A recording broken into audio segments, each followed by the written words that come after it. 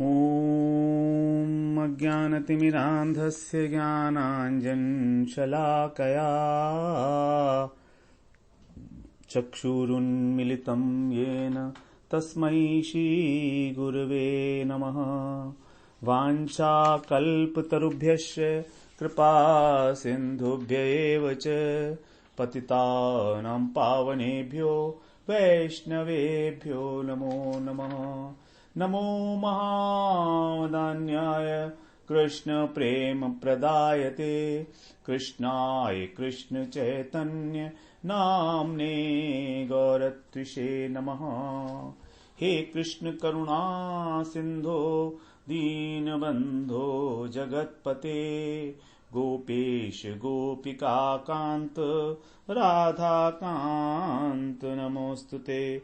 तप्त कांचन गौरांगी राधे वृंदावनेश्वरी दृषभानुसुते देवी प्रणमामि हरिप्रिये। वृंदायै तुलसी देव्यै प्रियायै केशवस्य च कृष्ण भक्ति प्रदे देवी सत्यवत्यै नमो नमः। श्री कृष्ण चैतन्य प्रभो नित्यानंद श्री अद्वैत गदाधर शिवासादि गौर भक्त वृंद।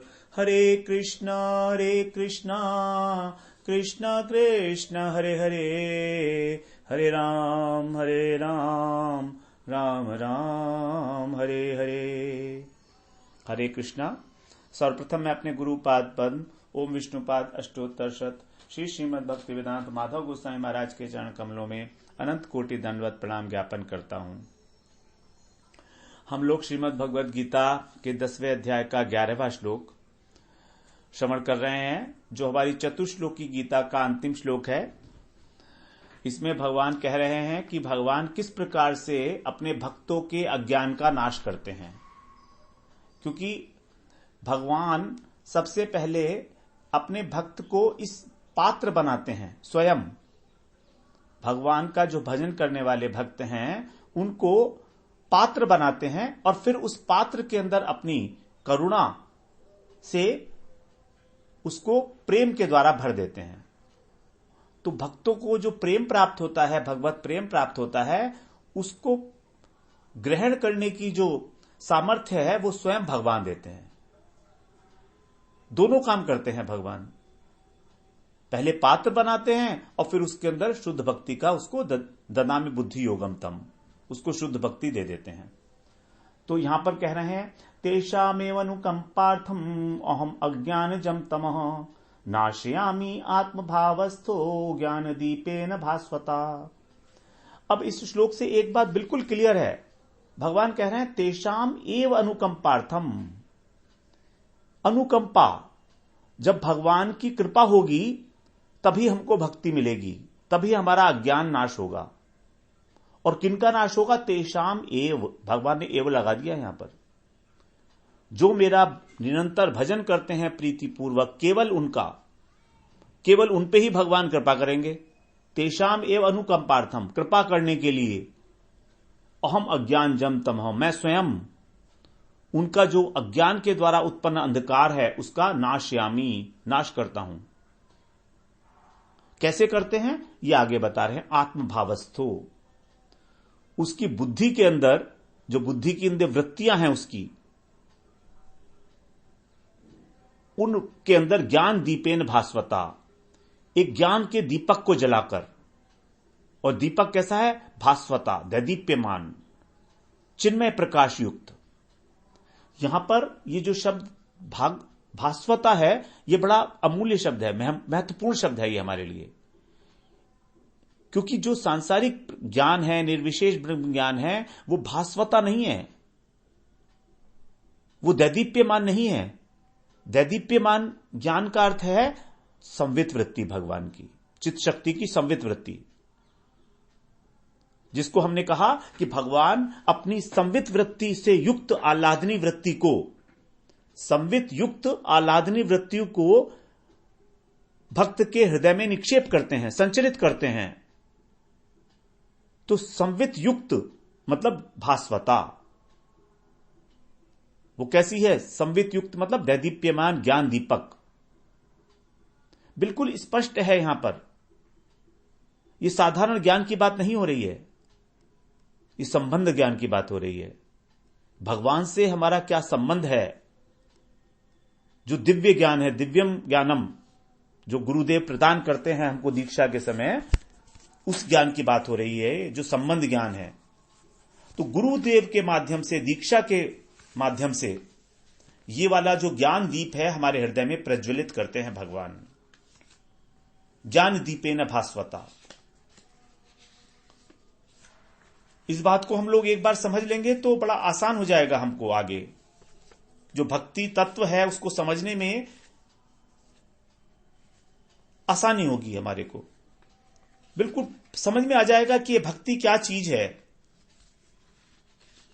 कैसे हमारे हृदय के अंदर संचरित होती है, कौन करता है, किस प्रकार करता है।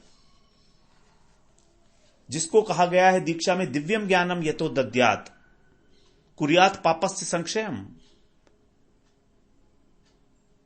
जो दिव्य ज्ञान की बात की गई है दीक्षा के समय, जो संबंध ज्ञान हमारे को गुरुदेव कराते हैं कि कृष्ण ही हमारे प्राण वल्लभ हैं, कृष्ण ही हमारे प्रेमास्पद हैं, उसी की बात की गई है यहां पर ज्ञान दीपेन भास्वता। यही है वो दिव्य ज्ञान, संबंध ज्ञान, जिससे युक्त होकर हमारे अंदर कृष्ण प्रीति का उदय होता है। और बिना प्रीति के उदय हुए यदि सेवा की जाएगी तो उसमें आनंद नहीं मिलेगा। इसीलिए कहा गया संवित वृत्ति युक्त, संवित युक्त आह्लादनी वृत्ति, मतलब संबंध ज्ञान के सहित आनंद की जो वृत्ति है, आनंद अंश है, उसका निक्षेप। तो जब संबंध हो जाएगा तो स्वाभाविक रूप से हमारे अंदर सेवा प्रवृत्ति जागृत होगी भगवान के प्रति। और जब सेवा प्रकृति जागृत प्रवृत्ति होगी स्वाभाविक रूप से, तभी आनंद की उपलब्धि होगी। क्योंकि भगवान रसो वही सह है, भगवान रस ही स्वरूप है, रस स्वरूप ही है। जब भगवान का भजन करते हैं तो भगवान से किस चीज की प्राप्ति होगी हमें? जो भगवान का अपना स्वरूप है। और भगवान का अपना स्वरूप कैसा है? रसमय, आनंदमय। इसीलिए कहा गया रसम ये वायम लब्ध्वा नंदी भवती भवती, रसम ये वायम लब्ध्वा नंदी भवती। जो रस की प्राप्ति होती है वो केवल भगवान से ही होती है, क्योंकि वो रस स्वरूप है। मतलब जब सेवा किया जाता है तो आनंद की जो उपलब्धि होती है, भगवान को भी आनंद की उपलब्धि होती है और भक्त को भी आनंद की उपलब्धि होती है। इसीलिए कहा गया ज्ञान दीपेन भास्वता। हमारे मन में किसी प्रकार का कोई संशय नहीं रहना चाहिए इस विषय में कि दिव्य ज्ञान की जो बात की गई है, संबंध ज्ञान, अथवा यहां पर कहा गया ज्ञान दीपेन भास्वता, अथवा जो संवित युक्त आह्लादनी वृत्ति है उसका निक्षेप, ये तीनों एक ही बातें हैं। जब हम इस बात को समझ लेंगे तो हमें ये श्लोक समझ में आएगा फिर कि किस प्रकार से भगवान हमारा अज्ञान नाश करते हैं हृदय में बैठकर। भगवान ने कहा ना, मैं भक्तों के हृदय में रहता हूं। तो भक्तों के हृदय में रहने का मतलब यही है। तो भगवान की जो कृपा है, अनुकंपार्थम, कृपा करने के लिए उनकी कृपा शक्ति ही दो प्रकार के कार्य करती है, अज्ञान का नाश और बुद्धि योग का दान, अर्थात प्रेम भक्ति का दान। इसीलिए कहा गया भक्ति कृपा साध्य है। दोनों का कारण एक ही है, भगवत कृपा।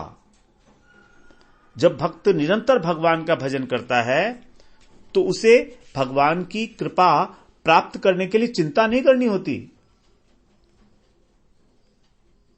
भगवान स्वयं उसका ध्यान रखते हैं, क्योंकि वो क्या है, योग क्षेमम वहाम्यम। उनके भजन की रक्षा भी भगवान करते हैं। जो भगवान का भजन करने वाले हैं उनके भजन की रक्षा भी भगवान करते हैं। यदि किसी कारणवश किसी समय उनका पतन होते देखा भी जाता है तो भगवान स्वयं उसकी रक्षा कर देते हैं। यही तो भगवान की कृपा है भक्तों के लिए। यही तो एक प्लस पॉइंट है जिसका कहीं पर जो किसी के लिए है ही नहीं अवेलेबल है। अदरवाइज ज्ञानी योगी इत्यादि के लिए अवेलेबल नहीं है भगवान की कृपा। श्रीमद् भागवत पुराण में भगवान ने कहा है कि यदि किसी कारणवश, कोई भी कारण हो सकता है, पुराने जन्मों के संस्कार हैं, दुस्संग है, भजन करते करते भी यदि कोई कुसंग में पड़ जाता है तो भगवान का भक्त, तो कैसे भगवान उसको जो है वो शुद्ध कर देते हैं। ये बताया है 11वें स्कंद के 5वें अध्याय के 42वें श्लोक में। स्वपाद मूलम भजता प्रियस्य त्यक्त्यान्य भावस्य हरि परेश विकर्म यच्च उत्पतितं कथंचित् धुनोति सर्वं हृदि सन्निविष्टः। स्वपाद मूलम भजतः प्रियस्य, भगवान के चरण कमलों का जो भजन करता है प्रेम पूर्वक, प्रियस्य। और दूसरा त्यक्तान्य भावस्य हरि परेश, भगवान को ही एकमात्र भगवान, परेश, परेश का मतलब सर्वश्रेष्ठ उपास्य वस्तु, ऐसा मानकर त्यक्त अन्य भावस्य, जो अन्य उपास्य हैं, अन्य देवी देवता हैं, उनके प्रति भाव को त्याग करके, उनके प्रति उनका भजन ना करके, केवल आदर बुद्धि से उनको प्रणाम करके, लेकिन भाव केवल भगवान के लिए। त्यक्तान्य भावस्य हरि परेश विकर्म यच्च उत्पतितम कथंचित, यदि उनसे किसी समय कोई विकर्म हो जाए, शास्त्र निषिद्ध आचरण को विकर्म कहा जाता है, कर्म अकर्म विकर्म, विपरीत कर्म। तो जो अगर विकर्म हो भी जाए किसी कारणवश, वैसे तो होता ही नहीं है, लेकिन कथंचित धुनोति सर्वम हृदि सन्निविष्ट, उसको भी भगवान स्वयं, क्योंकि वो हृदय के अंदर विराजमान है, हृदय सन्निविष्ट, आविष्ट है उनका हृदय, तो धुनोति सर्वम, सबको धो देते हैं। इस प्रकार से भगवान अपने भक्तों की रक्षा करते हैं। अपार करुणा है भगवान की अपने भक्तों के प्रति, अपार अपार करुणा है।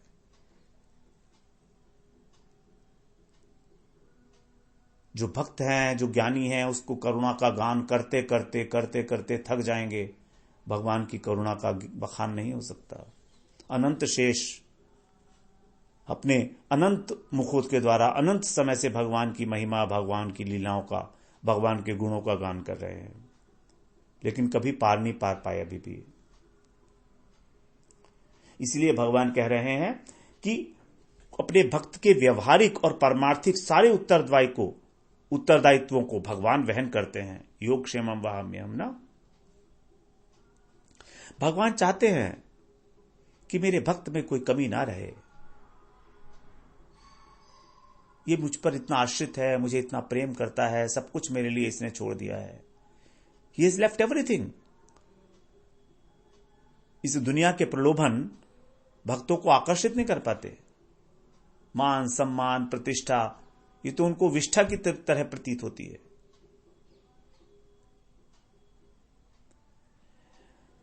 तो भगवान ये चाहते हैं कि इनको कोई कमी ना रहे, क्योंकि अगर ऐसा हुआ तो इनका तो कुछ नहीं बिगड़ेगा।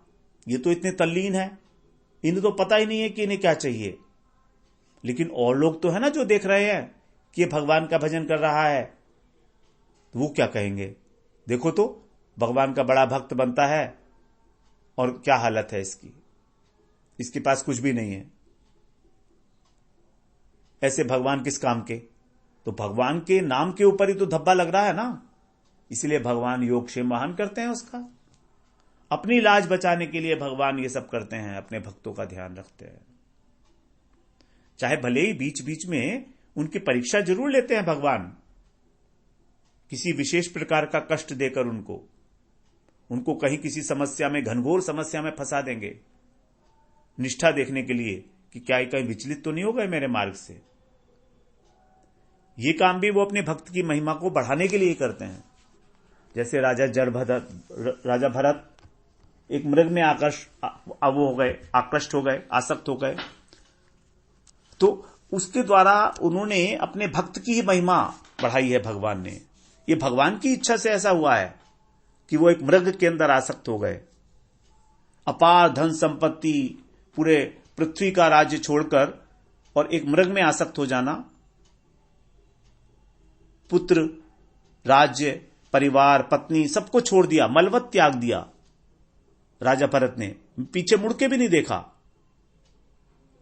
वही राजा भरत जो है जब भजन कर रहे तो एक मृग में आसक्त हो गए। तो ये भगवान की ही लीला इसमें माननी होगी। वही अपने भजन का प्रभाव बताना चाह रहे हैं राजा भरत के माध्यम से। तो अपने अनन्य भक्तों के लिए भगवान सब कुछ करके भी उन्हें ऐसा लगता है कि मैंने कुछ नहीं कहा, मैंने कुछ किया ही नहीं। सब कुछ करने के बाद भी भगवान को ऐसा लगता है कि मैं तो अपने भक्तों के लिए कुछ कर ही नहीं पा रहा हूं।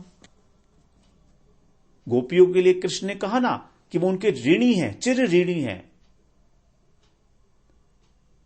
10वें स्कंध में भागवत के 32वें अध्याय के 22वें श्लोक में कृष्ण कह रहे हैं, न पारये हम निर्वद्य संयुजाम स्वसाधु कृत्यम विबुधायुषा पिब यामा भजन दुर्जर गेह श्रृंखला संवृश्च तद्वह प्रतियातु साधुना। संवृश्च तद्वह प्रतियातु साधुना।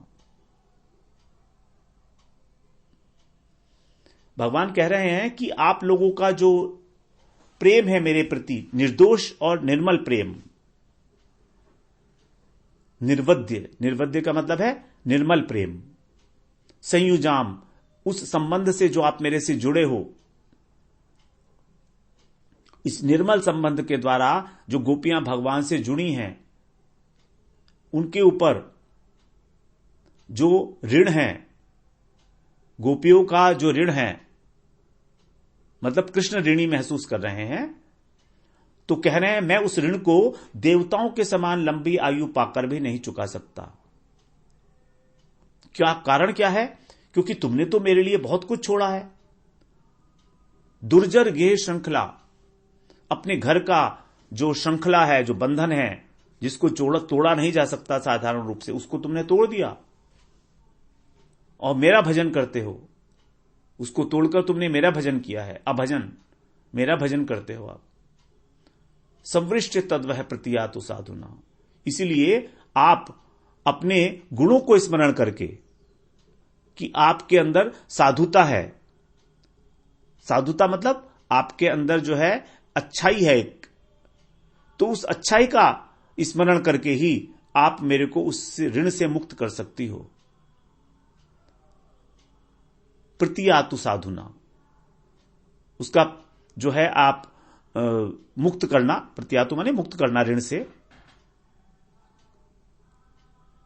यह है भगवान की अवस्था कि अपने भक्तों के लिए सब कुछ करके भी उन्हें लगता है मैंने कुछ नहीं किया। यही तो प्रेम का स्वभाव है। कभी भी जगत के अंदर भी जब हम जिसको बहुत प्रेम करते हैं, उसके लिए सब कुछ करके भी हमें ऐसा लगता है हमने कुछ किया ही नहीं है, हम तो इसे प्रेम ही नहीं करते हैं। यही स्वभाव है प्रेम का। फिर आगे कह रहे हैं भगवान, आत्मभावस्थो। आत्मभावस्थो, भगवान अज्ञान का नाश कैसे करते हैं? भगवान की जो कृपा है वो भी तो भगवान की एक स्वरूप शक्ति है, स्वरूप शक्ति ही है एक प्रकार से। भगवान की अनंत शक्तियां हैं। तो भगवान कह रहे हैं कि उनका जो एकांतिक भाव है मेरे भक्तों का, मैं उससे प्रसन्न होता हूं।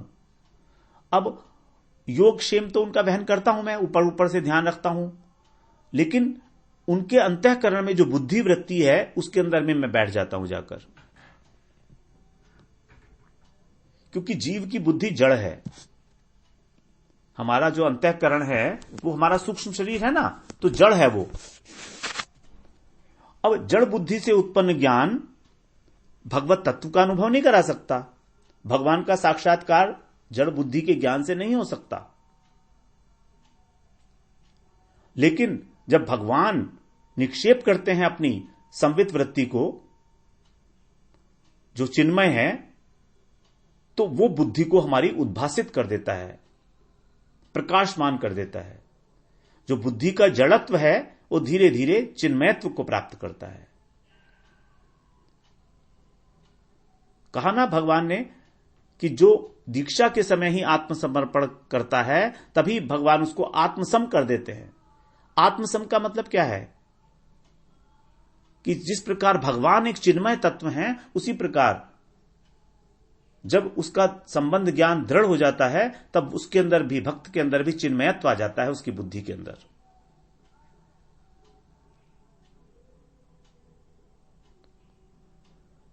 भगवान निर्गुण है तो भगवान के प्रति जो प्रेमा भक्ति है वो भी निर्गुण है, सेवा प्रवृत्ति भी निर्गुण है। जबकि जो जड़ बुद्धि में उत्पन्न होगा ज्ञान वो निर्गुण नहीं हो सकता, वो तो सात्विक हो सकता है अधिक से अधिक।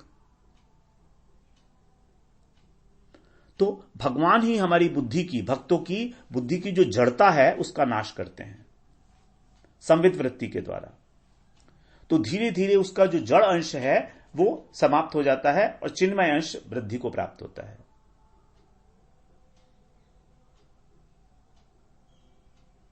जिस प्रकार कि एक लोहा जब हम अग्नि में डालते हैं तो लोहे के जो कण हैं वो कण लोहे के कण हैं।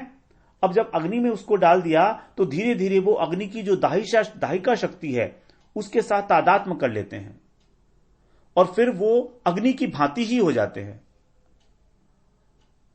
जो जलाने की शक्ति है वो आ जाती है उनके अंदर, तो उनकी जो अपना था स्वभाव, जड़ता, वो खत्म हो गई।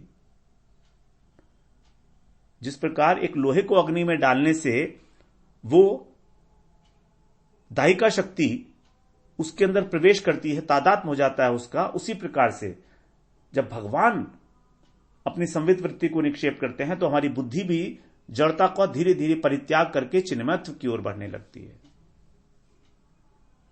उसी चिन्मयत्व के कारण ही जो भक्त है भगवान के दर्शन कर पाता है।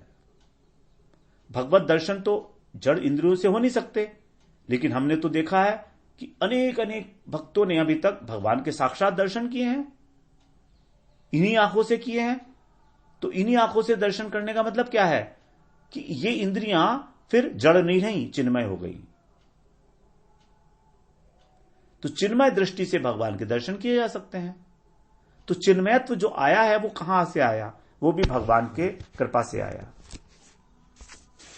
जब भगवान अंतःकरण में जाकर बैठ गए, आत्मभावस्थो, आत्मभाव में स्थित हो गए, बुद्धि की जो वृत्ति है, आत्मा का मतलब यहां पर बुद्धि है, भाव का मतलब है वृत्ति, आत्मा की वृत्ति के अंदर स्थापित हो गए भगवान, तभी तो होगा ना ज्ञान दीपेन भास्वता।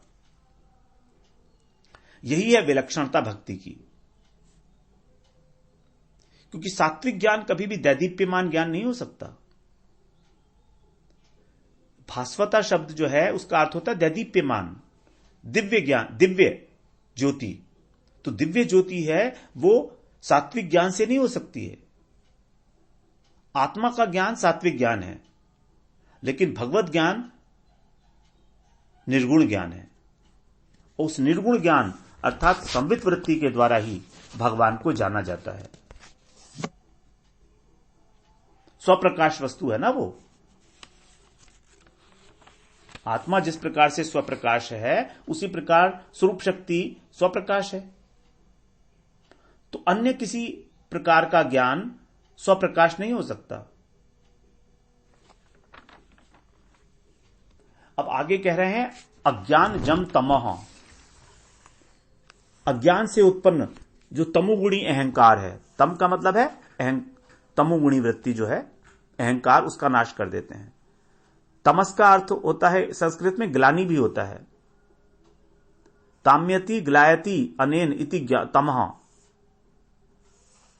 अंधकार को तो तम कहते ही हैं, अज्ञान को तम कहते हैं। अज्ञान जम तमः, अज्ञान के कारण जो अंधकार है उसका नाश करते हैं भगवान। तो जब मनुष्य अपने हृदय में भगवान को नहीं देखता है बल्कि ग्लानि को देखता है। ताम्यति ग्लायति अनेन इति तमहम। ग्लानि का मतलब क्या? ग्लानि का मतलब है कि हमसे कुछ होने वाला नहीं है, नकारात्मक दृष्टिकोण। हमें लगता है कि हम तो बद्ध जीव हैं, अनर्थग्रस्त हैं, हमसे क्या होगा, हम कुछ नहीं कर सकते। यही ग्लानि है। इस प्रकार की जो सोच है, ये जो दृष्टि है हमारी देखने की कि नकारात्मक, कि हम कहां, हम तो भगवान को प्राप्त नहीं कर सकते। तो जो मिथ्या धारणा हमारे मन में बनी हुई है कि मैं तो ऐसा हूं, मैं तो वैसा हूं, जितनी भी हमारी स्थूल शरीर की, सूक्ष्म शरीर की उपाधियां हैं, ये मिथ्या अहंकार, यही है तमोगुण। और इसका कारण है माया के द्वारा जो सृष्ट अज्ञान है। तो भगवान की कृपा शक्ति हमारे हृदय में ज्ञान दीपक प्रज्वलित करती है। उस दीपक का स्वरूप क्या है? देखिए, दीपक में जो तेल है, दीपक होता है, दीपक पात्र है, उसके अंदर तेल होता है, फिर लौ होती है, बत्ती होती है। तो जो दीपक है, दीपक के अंदर जो तेल है, वो तो है भगवान के प्रति भक्ति का भाव। और हमारा अंतःकरण, दीपक कौन सा है? हमारा अंतःकरण। हमारा अंतःकरण आधार है। उस आधार के अंदर ही भक्ति रूपी जो तेल है, उससे वो दीपक जलता है। और दीपक जो है, वो उसकी जो लौ है, वो है दीपक का स्वरूप, अर्थात संवित वृत्ति। और दीपक को रखना कहां है? जहां पर विषयों की आंधी ना चले और निरंतर भगवत चिंतन होता रहे। अगर हम दीपक को ऐसी स्थान पर रखेंगे जहां पर बहुत वायु चल रही है, हवा चल रही है, तो दीपक बुझ जाएगा। तो हमें भक्ति करनी है, कैसे करनी है? जहां पर राग द्वेष की, विषयों की आंधी ना हो, मन में उद्विग्नता ना हो, जिससे कि निरंतर भगवत चिंतन हो सके। क्योंकि भगवत चिंतन ही ऑक्सीजन है। जब भगवत चिंतन किया जा रहा है, वही उसको, दीपक की लौ को जलाए रखता है। तो तेल तो हो गया भक्ति, हमारा अंतःकरण हो गया दीपक का आधार। रखना है उसको राग द्वेष की जो वायु है उससे हटाकर, और भगवत चिंतन जो है वही है ऑक्सीजन, जो जलाए रखती है दीपक को। और दीपक का स्वरूप क्या है? उसकी लौ, अर्थात संवित वृत्ति, जिसके द्वारा निर्गुण बुद्धि की वृत्ति हमारे हृदय में चलती है। वो क्या है? भगवान के प्रति हमारा संबंध, ज्ञान।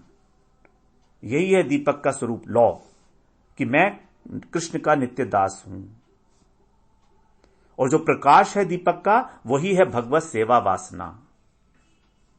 तो इस प्रकार हम दीपक की एनालॉजी से इस बात को समझे कि किस प्रकार जो भक्ति रूपी तेल के द्वारा हमारे अंतःकरण रूपी आधार के अंदर जो दीपक का प्रकाश है, वो प्रकाश है भगवत सेवा वासना।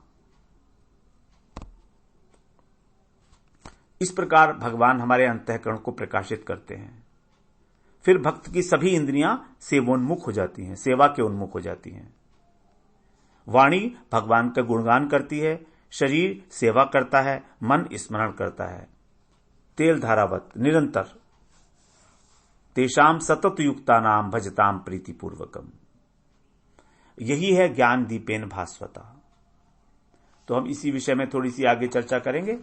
वांछा कल्पतरुभ्यश्च कृपा सिंधुभ्येव च पतितानां पावनेभ्यो वैष्णवेभ्यो नमो नमः।